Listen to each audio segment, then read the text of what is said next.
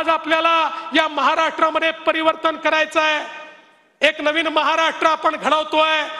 या महाराष्ट्रामध्ये माननीय मोदीजींच्या नेतृत्वामध्ये ज्या प्रकारे 2014 ते 19 त्यानंतर 2022 ते 24 आपण या ठिकाणी काम करून दाखवलं, ती गती आता महाराष्ट्राला पुन्हा प्राप्त करून दिली आहे। आपण सांगितलं महाराष्ट्र आता थांबणार नाही, ही गती कमी होणार नाही। आता या महाराष्ट्राला कायम दुष्काळ मुक्त करण्याकरता नदीजोड प्रकल्प आपण हातामध्ये घेतलेले आहेत। ज्या नदीजोड प्रकल्पाच्या माध्यमातून यातला मराठवाडा असेल, आमचा उत्तर महाराष्ट्र असेल, आमचा विदर्भ असेल, यातला दुष्काळ हा कायम भूतकाळ करायचा आहे। या ठिकाणी शेकडो किलोमीटरचे कालवे तयार करून नद्यांना आपापसात जोडून समुद्रात वाहणारं पाणी हे गोदावरीच्या खोऱ्यामध्ये आणून आणि आपल्या महाराष्ट्राला पाणीदार करण्याचं स्वप्न आपल्या सरकारने या ठिकाणी बघितलेलं आहे।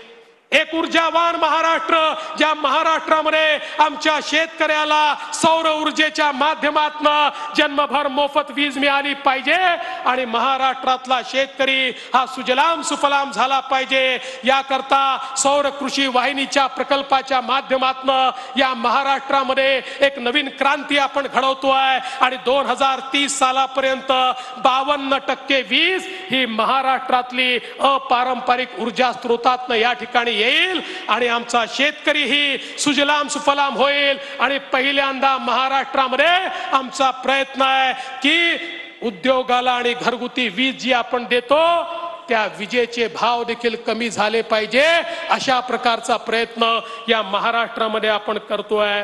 आणि हे सगळं करत असताना एकीकडे इन्फ्रास्ट्रक्चरचे प्रोजेक्ट्स आहेत, मोठ्या प्रमाणात महामार्गांची कामं आहेत, पोर्टची कामं आहेत, एअरपोर्टची कामं आहेत।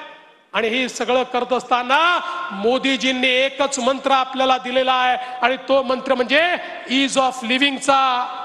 प्रत्येकाच्या जीवनामध्ये सुलभता आली पाहिजे। ही सुलभता आणण्याकरता आपण प्रयत्न सुरू केला आहे आणि सुलभता आणण्याकडे जात असताना त्यातलं सगळ्यात महत्त्वाचं धोरण काही असेल तर पारदर्शिता आहे। प्रामाणिक पारदर्शितेने सरकार चाललं पाहिजे, विभाग चालले पाहिजे, प्रामाणिक पारदर्शितेने सरकारी कार्यालय चालली पाहिजे। या दृष्टीनं मोठ्या प्रमाणात येत्या काळामध्ये आपण काम करणार आहोत। आणि म्हणूनच मी मुख्यमंत्री झाल्यानंतर 100 दिवसाचा कार्यक्रम दिला, विभागांनाही दिला आणि 7 सूत्री कार्यक्रम हा प्रत्येक कार्यालयाला दिला।